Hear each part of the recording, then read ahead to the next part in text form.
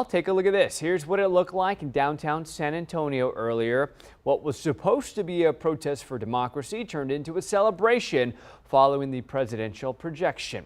Eyewitness News reporter Jordan Foster spoke with a few volunteers who were out there about what they say is next. They call it a march for democracy.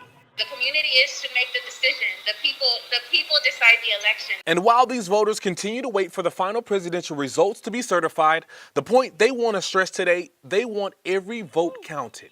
We wanted to protect the vote. The biggest thing is we wanted those numbers to stick. Put together by the Texas Organizing Project, an event that started with a focus on protecting democracy quickly turned into a celebration in the streets of downtown San Antonio after Joe Biden has been projected to be the next president of the United States. What we were going for was count every vote, because here in the democracy that counts, and we count as voters. But now it's a celebration. We're excited. We're ready to celebrate, but we can't just yet. We gotta wait. We're one of those. We're stick to the numbers. We're stick to facts, but we want to celebrate. Not far from the celebration, a group of Trump supporters gathered in New Braunfels to protest against the results of the election, a rallying call that made its way all the way to the state's capital.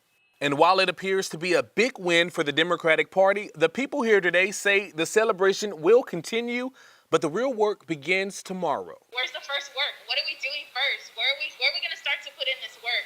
And that's huge for our members. Like, they're excited. They feel like all the work that we put in, all the efforts that we did, the doors we knocked on, the phone banking, the texting, like, it all paid off in the end. Jordan Foster, KENS 5, Eyewitness News.